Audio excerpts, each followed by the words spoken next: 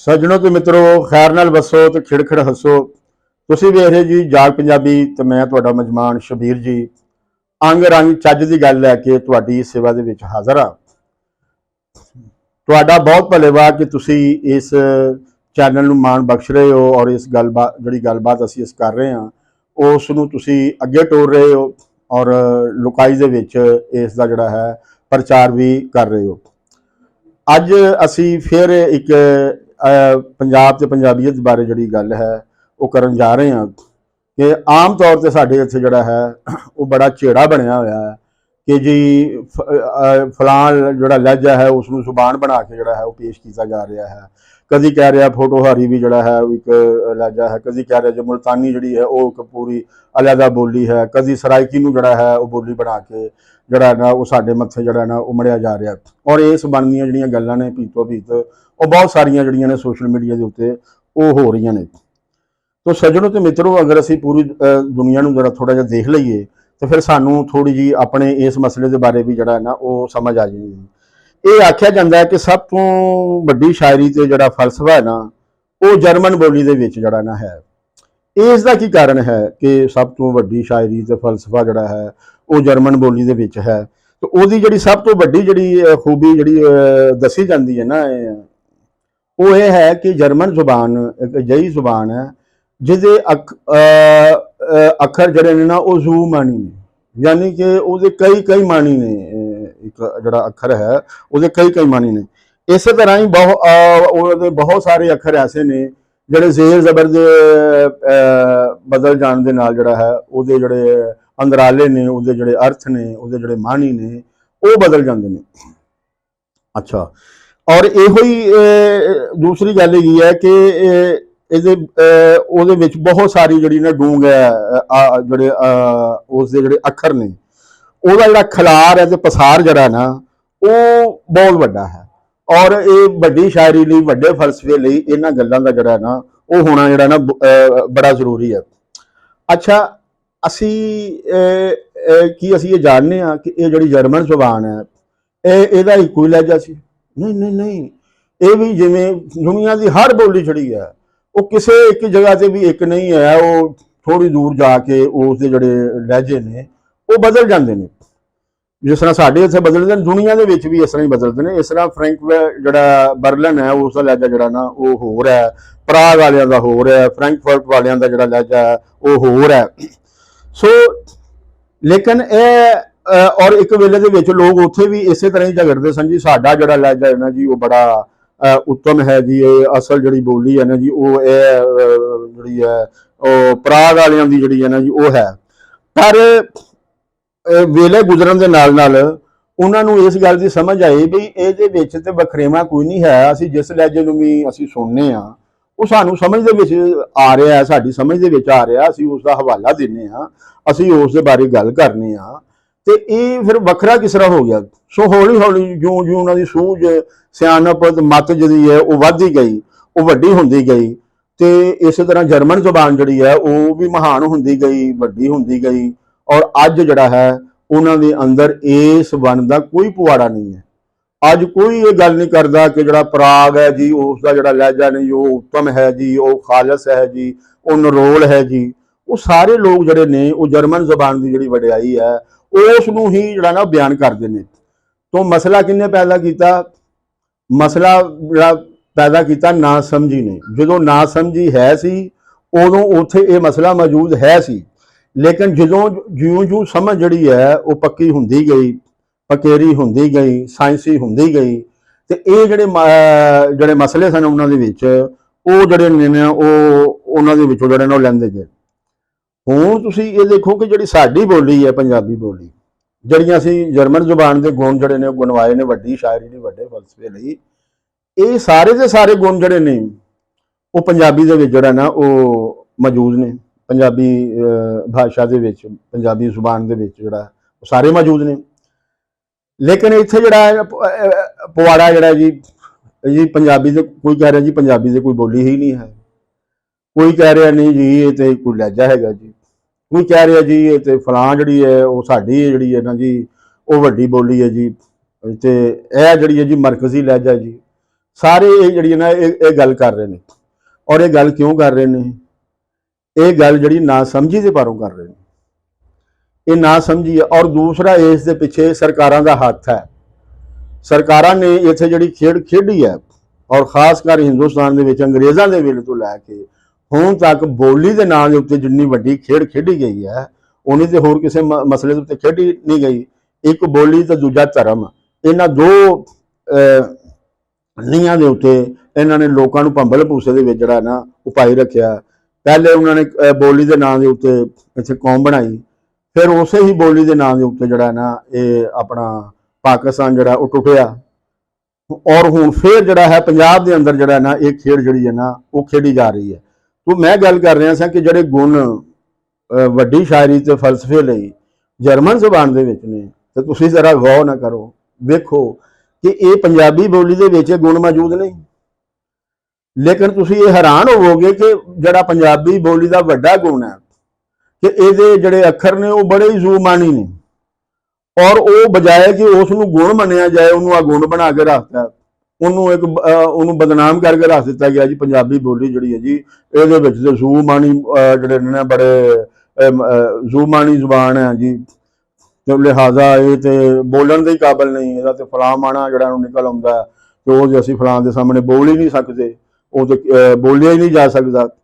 ਸੋ ਉਹ ਜਿਹੜਾ ਸੀ ਕਿ ਬਜਾਏ ਉਸ ਦੇ ਮਾਣ ਕੀਤਾ ਜਾਂਦਾ, ਉਹਨੂੰ ਵਰਤੋਂ ਦੇ ਵਿੱਚ ਲਿਆਂਦਾ ਜਾਂਦਾ, ਉਹਨੂੰ ਅਗੁਣ ਬਣਾ ਕੇ ਉਹ ਵਡਿਆਈ ਜਿਹੜੀ ਸੀ ਉਸ ਨੂੰ ਵੈਰ ਅਦਬੀ ਬਣਾ ਕੇ ਤੇ ਜਿਹੜਾ ਨਾ ਲੋਕਾਂ ਦੇ ਸਾਹਮਣੇ ਜਿਹੜਾ ਨਾ ਉਹ ਪੇਸ਼ ਕਰਨਾ ਸ਼ੁਰੂ ਕਰ ਦਿੱਤਾ ਗਿਆ। ਔਰ ਇਹ ਪੇਸ਼ ਕਿਹਨਾਂ ਕਰਨਾ ਸ਼ੁਰੂ ਕੀਤਾ? ਜਿਹੜੇ ਅੰਗਰੇਜ਼ਾਂ ਦੇ ਨਾਲ ਇੱਥੇ ਆਏ ਸਨ, ਔਰ ਜਿਹੜੇ ਉਹ ਸਰਕਾਰੀ ਦਰਬਾਰੇ ਕਾਬਜ਼ ਹੋਏ, ਸਕੂਲਾਂ ਦੇ ਉੱਤੇ ਕਾਬਜ਼ ਹੋਏ, ਜਿਹੜੇ ਸਕੂਲਾਂ ਦੇ ਮਾਸਟਰ ਲੱਗੇ, ਜਿਹਨੂੰ ਅਸੀਂ ਆਪਣੀ ਬੋਲੀ ਦੇ ਵਿੱਚ ਭਈਆ ਕਹਿੰਦੇ ਹਾਂ, ਉਹਨਾਂ ਨੇ ਆ ਕੇ ਕਹਿਣਾ ਸ਼ੁਰੂ ਕਰਤਾ ਜੀ ਜਿਹੜੇ ਪੰਜਾਬੀ ਨੇ ਇਹ ਤਾਂ ਢੱਗੇ ਨੇ, ਪੰਜਾਬੀ ਜਿਹੜੀ ਹੈ ਇਹ ਤਾਂ ਢੱਗਿਆਂ ਦੀ ਜ਼ੁਬਾਨ ਹੈ। ਸੋ ਪੰਜਾਬੀ ਬੋਲੀ ਦੇ ਅੰਦਰ ਜ਼ੂਮਾਨੀ ਅੱਖਰਾਂ ਦੀ ਜਿਹੜਾ ਨਾ ਇੱਕ ਦਰਿਆ ਹੈ ਜਿਹੜਾ ਨਾ ਉਹ ਵਗਦਾ ਹੈ। ਇਸ ਤਰ੍ਹਾਂ ਜ਼ੇਰ ਵੱਟ ਲਫ਼ਜ਼ ਤੁਸੀਂ ਲੈ ਲਓ, ਵੱਟ ਦੇ ਕਿੰਨੇ ਜਿਹੜੇ ਨੇ ਉਹ ਮਾਣੀ ਜਿਹੜੇ ਨੂੰ ਨਿਕਲ ਆਉਂਦੇ ਨੇ। ਇਸ ਤਰ੍ਹਾਂ ਜ਼ੇਰ ਜ਼ਬਰ ਦੇ ਨਾਲ ਜਿਹੜਾ ਨਾ ਅੰਤਾਂ ਦੇ ਅੱਖਰ ਜਿਹੜੇ ਨੇ ਭਰੀ ਪਈ ਹੈ ਪੂਰੀ ਪੰਜਾਬੀ ਦੀ। ਪੰਜਾਬੀ ਤੁਸੀਂ ਵੇਰ ਲਿਖੋ, ਵੈਰ ਲਿਖੋ, ਵੀਰ ਲਿਖੋ, ਇੱਕੋ ਹੀ ਸ਼ਕਲ ਹੈ, ਲੇਕਿਨ ਜ਼ੇਰ ਜ਼ਬਰ ਪੇਸ਼ ਦੇ ਨਾਲ ਜਿਹੜਾ ਨਾ ਉਸ ਦੇ ਜਿਹੜੇ ਅੰਦਰਾਲੇ ਨੇ ਉਹ ਜਿਹੜੇ ਨੇ ਉਹ ਬਦਲ ਜਾਂਦੇ ਨੇ। ਔਰ ਫਿਰ ਤੁਸੀਂ ਦੇਖੋ ਕਿ ਜਿਸ ਤਰ੍ਹਾਂ ਅਸੀਂ ਦੱਸਿਆ ਕਿ ਪ੍ਰਾਗ ਜਿਹੜਾ ਹੈ, ਫਰੈਂਕਫਰਟ ਜਿਹੜਾ ਹੈ, ਉਹਨਾਂ ਦੇ ਮਸਲਨ ਕਿ ਜਿਹੜੇ ਸ਼ਾਇਰ ਤੇ ਸੂਝਵਾਨ ਨੇ ਉਹ ਅੱਜ ਪੂਰੇ ਜਰਮਨ ਦੇ ਨੇ। ਸਾਡੇ ਇੱਥੇ ਤੁਸੀਂ ਦੇਖੋ ਕਿ ਜਿਹੜੇ ਬਾਬਾ ਫਰੀਦ ਜੀ ਨੇ ਇਹ ਪਾਕਪਟਨ ਤੋਂ ਨੇ, ਮਾਧੋ ਲਾਲ ਹੁਸੈਨ ਜੀ ਜਿਹੜੇ ਨੇ ਇਹ ਆਪਣਾ ਲਾਹੌਰ ਤੋਂ ਨੇ, ਬੁੱਲੇ ਸ਼ਾਹ ਜੀ ਜਿਹੜੇ ਨੇ ਇਹ ਕਸੂਰ ਤੋਂ ਨੇ, ਖਾਜਾ ਗੁਲਾਬ ਫਰੀਦ ਜੀ ਜਿਹੜੇ ਨੇ ਉਹ ਡੇਰਾ ਗਾਜ਼ੀ ਖਾਨ ਮਿਠਨਕੋਟ ਤੋਂ ਨੇ। ਇਸੇ ਤਰ੍ਹਾਂ ਵਾਰਿਸ ਸ਼ਾਹ ਜਿਹੜੇ ਨੇ ਉਹ ਸ਼ੇਖੋਪੁਰਾ ਤੇ ਮਲਕਾ ਹਾਂਸ, ਦੋਨਾਂ ਦੇ ਨਾਲ ਉਹਨਾਂ ਦਾ ਜਿਹੜਾ ਸਾਂਝ ਜਿਹੜੀ ਬਣਦੀ ਹੈ। ਇਸ ਤਰ੍ਹਾਂ ਸੁਲਤਾਨ ਬਾਹੂ ਸ਼ੋਰਕੋਟ ਤੇ ਝੰਗ ਤੋਂ ਨੇ। ਇਹ ਸਾਰੇ ਮਸਲਨ ਕਿ ਅੱਡ ਅੱਡ ਇਲਾਕਿਆਂ, ਲੇਕਿਨ ਤੁਸੀਂ ਦੇਖੋ ਹਰ ਜਗ੍ਹਾ ਤੇ ਪੜ੍ਹੇ ਜਾਂਦੇ ਨੇ। ਪੰਜਾਬ ਦੀ ਕਿਹੜੀ ਗੋਠੇ ਜਿੱਥੇ ਨਹੀਂ ਪੜ੍ਹੇ ਜਾਂਦੇ ਤੇ ਸਮਝੇ ਨਹੀਂ ਜਾਂਦੇ, ਔਰ ਸਾਰੇ ਲੋਕ ਉਹਨਾਂ ਨੂੰ ਮੰਨਦੇ, ਨਾ ਸਿਰਫ ਮੰਨਦੇ ਨੇ ਬਲਕਿ ਇਹਨਾਂ ਦੇ ਜਿਹੜੇ ਉਰਸ ਹੁੰਦੇ ਨੇ, ਇਹਨਾਂ ਦੇ ਜਿਹੜੇ ਮੇਲੇ ਹੁੰਦੇ ਨੇ, ਉਹਨਾਂ ਮੇਲਿਆਂ ਦੇ ਵਿੱਚ ਸਾਰੇ ਜਾਂਦੇ ਨੇ। ਸਾਰਿਆਂ ਪੰਜਾਬ ਦੀ ਕੁੱਲ ਲੁਕਾਈ ਇਹਨਾਂ ਦੇ ਨਾਲ ਜੁੜੀ ਹੋਈ ਹੈ। ਲੇਕਿਨ ਇਹ ਜਿਹੜੇ ਝੋਲੀ ਚੁੱਕ ਨੇ, ਔਰ ਜਿਹੜੇ ਸਰਕਾਰ ਦੇ ਜਿਹੜੇ ਝੋਲੀ ਚੁੱਕ ਨੇ, ਉਹ ਜਿਹੜੇ ਨੇ ਰੌਲਾ ਪਾਈ ਜਾ ਰਹੇ ਨੇ, ਨਹੀਂ ਜੀ ਇਹ ਤੇ ਜਿਹੜਾ ਨਾ ਜੀ ਇਹ ਤਾਂ ਫਲਾਂ ਆਪਣਾ ਬੋਲੀ ਦਾ ਸ਼ਾਇਰ ਹੈ, ਫਲਾਂ ਜੀ ਫਲਾਂ ਬੋਲੀ ਦਾ ਸ਼ਾਇਰ ਹੈ ਜੀ। ਲੇਕਿਨ ਇਹ ਜਿਹੜੀ ਲਾਹੌਰ ਵਾਲੇ ਜਿਹੜੇ ਜਿਹਨੂੰ ਸੁਣ ਰਹੇ ਨੇ, ਜਿਹਨੂੰ ਆਪਣਾ ਝੰਗ ਵਾਲੇ ਸੁਣ ਰਹੇ ਨੇ, ਉਹ ਕਿਸੇ ਸ਼ਾਇਰ ਨਹੀਂ ਬਈ, ਇਹ ਸਾਰੇ ਦੇ ਸਾਰੇ ਪੰਜਾਬੀ ਬੋਲੀ ਦੇ ਸ਼ਾਇਰ ਨੇ। ਉਹਨਾਂ ਦਾ ਜਿਹੜਾ ਇਲਾਕਾ ਭਾਵੇਂ ਕੋਈ ਹੈ, ਲਹਿਜਾ ਭਾਵੇਂ ਕੋਈ ਹੈ, ਲੇਕਿਨ ਉਹ ਜਿਹੜੇ ਸੂਝਵਾਨ ਨੇ, ਉਹ ਜਿਹੜੇ ਸ਼ਾਇਰ ਨੇ, ਉਹ ਜਿਹੜੇ ਸਾਡੇ ਆਗੂ ਨੇ, ਉਹ ਪੰਜਾਬੀ ਨੇ। ਅਸੀਂ ਪੰਜਾਬੀ ਦੇ ਤੌਰ ਤੇ ਜਿਹੜਾ ਹੈ ਉਸ ਨੂੰ ਲੈਂਦੇ ਹਾਂ, ਔਰ ਪੰਜਾਬ ਦੀ ਜਿਹੜੀ ਲੁਕਾਈ ਹੈ ਉਸ ਨੇ ਹੁਣ ਤੱਕ ਸਾਬਤ ਕੀਤਾ ਹੈ ਕਿ ਇਹ ਜਿਹੜੇ ਲੋਕ ਨੇ ਇਹ ਸਾਡੇ ਨੇ, ਔਰ ਇਹ ਜਿਹੜੀ ਗੱਲ ਕਰ ਰਹੇ ਨੇ ਸਾਨੂੰ ਇਹਦੀ ਸਮਝ ਆ ਰਹੀ ਹੈ, ਔਰ ਜਿਹੜੀ ਇਹ ਗੱਲ ਕਰ ਰਹੇ ਨੇ ਅਸੀਂ ਇਸ ਗੱਲ ਦੇ ਨਾਲ ਆ ਇਹਨਾਂ ਦੇ। ਅੱਛਾ, ਹੁਣ ਤੁਸੀਂ ਕਹੋਗੇ ਜੀ ਚਲੋ ਜੀ ਤੁਸੀਂ ਇੱਧਰ ਉੱਧਰ ਕੋਈ ਹੋਰ ਤੁਸੀਂ ਜਿਹੜੀ ਇਸ ਦੇ ਬਾਰੇ ਮਿਸਾਲ ਦਿਓ ਜੀ। ਤੁਸੀਂ ਦੇਖ ਲਓ ਈਰਾਨ ਹੈ ਸਾਡੇ ਕੋਲ ਸਾਹਮਣੇ ਜਿਹੜਾ ਹੈ, ਤੇ ਤੁਸੀਂ ਇਹ ਕੋਈ ਬੰਦਾ ਜਿਹੜਾ ਨਾ ਰੂਮੀ, ਮੌਲਾਨਾ ਰੂਮ ਬਹੁਤ ਵੱਡੇ ਸ਼ਾਇਰ ਹੋਏ ਨੇ, कोई बंदा दस सकता है कि वो कड़ी बोली के शायर ने?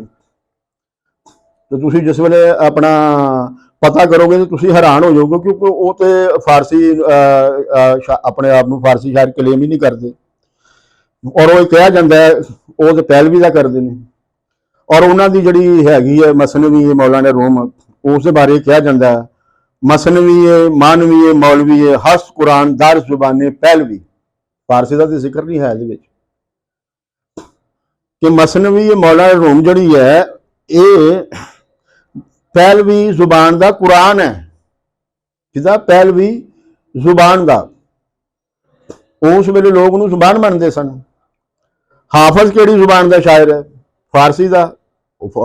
हाफज से नहीं कहता, हाफज अपने बारे कहता सुखन गुफ्तन दरी दांत, कि हाफज जड़ा है उन्होंने दरी जुबान में शेर लिखण का ढंग आउंदा। अच्छा फिर ये पूछा जाए भी अच्छा ये दसो कि जड़ा उमर खयाम है या बाबा ताहर उरिया है वो कड़ी जुबान का शायर है? कोई आखेगा जी फारसी। नहीं जी, वो फारसी तो नहीं, वो खुरासानी तो कोई तो नहीं। लेकिन तुसी ये देखो कि अज सारा ईरान जड़ा है इन्हों मनता है और इन्हों के कलाम नूं फारसी का कलाम आखदा है। इसलिए कि ये सारे जो भी ने खुरासानी है, कोई है, दरी है, पहलवी है, ये उस ही बोली के रंग नहीं, उस बाग के ही ये फुल नहीं। सो हुण जो उन्होंने ये समझ पक्की हो गई, पकेरी हो गई, अज वो जड़े ने वो इसनूं फारसी का जड़ा ना वो मनते हैं। चलो हुण असीं चूंकि मुसलमान हाँ, असीं चलो अरब की मिसाल ला लैने जड़ा अरब का जड़ा लिटरेचर है, रसूले पाक की पैदाइश तो 84 साल पहलों तो किसी को पता भी नहीं सी कि अरबी भी कोई जुबान हैगी है। किसी को नहीं सी पता कि जड़ा ना अरबी जुबान है। खुद जो मक्के के जोड़े लोग सन उन्होंने जुबान जी है वो अपनी जुबान को जनानी कहते सन। सो ये सारे उत्थे उकाज का एक मेला हुंदा सी, हर साल हुंदा सी। उत्थे सारे अरब के जोड़े शायर ने वो आके ते अपना अपना कलाम जड़ा ना सुनाते सन। तो वो पहले के लोग जोड़े सन वो अपने अपने इलाके के लोगों को ही बनियाते सन।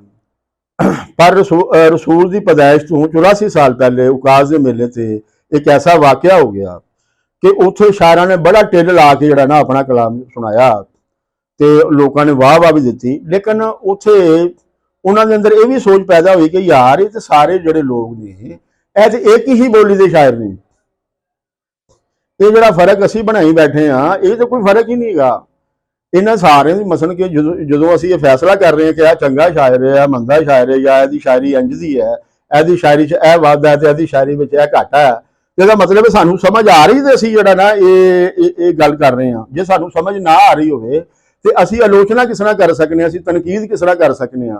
सो क्रिटिकल गल जी है वो बगैर समझ तो हो नहीं सकती। सो लिहाजा समझ क्रिटिकल नहीं समझदा होना बड़ा जरूरी है। तो जो लोग शायरी के बारे फैसले कर रहे हैं तो वो फिर एक इस तरह कर। और इस तो पहला ये जी सी ना हालत है सी कि लोग जड़े सन वो नहीं सन मनते, लेकिन उस तो बाद जड़ा है उन्होंने इसनूं जड़ा ना वो मनना शुरू कर दिता। और अज जी है अरबी जी है वो दुनिया की एक वड्डी जुबान के जड़ा ना उसकी गिनती होंगी है। तो सज्जणों तो मित्रों मैं गल करना चाहना, तुसीं भावें मुल्तानी बोल रहे हो, भावें डेरवी बोल रहे हो, भावें तुसीं फोटोहारी बोल रहे हो, भावें तुसीं माझी बोल रहे हो, भावें तुसीं छाछी बोल रहे हो, ये सारे एक बाग के फुल ने और उस बाग का नाम है पंजाबी। सो ये तुसीं जिथे मर्जी जड़ा ना ये पड़चोल कर लो, पर पड़चोल करो समझ दे नाल, सियाणप दे नाल, जिद दे नाल नहीं, तासुब दे नाल नहीं, और किसी प्रोपेगंडे का शिकार होकर नहीं, खालस इलम की नींह के उत्ते इसनूं परखो तो तुहानूं ये पता लगेगा कि ये सानूं जड़ा ना एवें जड़ा ना भंबल भूसे दे विच जड़ा ना पाया गया है। मकसद पिछे जड़ा है वो साडी जड़ी कीती मेहनत है उसनूं लुटना है। सो लिहाजा जिस वेले तुहानूं इस गल की समझ आ जाएगी तो फिर जिस तरह अरब वालियां नूं पता लग गया कि ये एक ही बोली है और इसका नाम अरबी है, जिस तरह फारस वालियां नूं पता लग गया कि नहीं ये पहलवी, ये दरी, ये खुरासानी, ये कोई एक कोई बोली है, एक कोई बोली का रंग नहीं और उसका नाम है फारसी। सो सज्जणों ते मित्रों मैनूं आस है कि ये अज की जी चज की गल है तुहानूं जी ना पसंद आई होगी। जे तुहानूं पसंद आई है तो इसनूं अगां टोरो, जाग पंजाबी चैनल नूं सबसक्राइब करो ਇਸ ਨੂੰ ਸ਼ੇਅਰ ਕਰੋ। ਕੁਲ ਦਾ ਭਲਾ ਤੇ ਕੁਲ ਦੀ ਖੈਰ।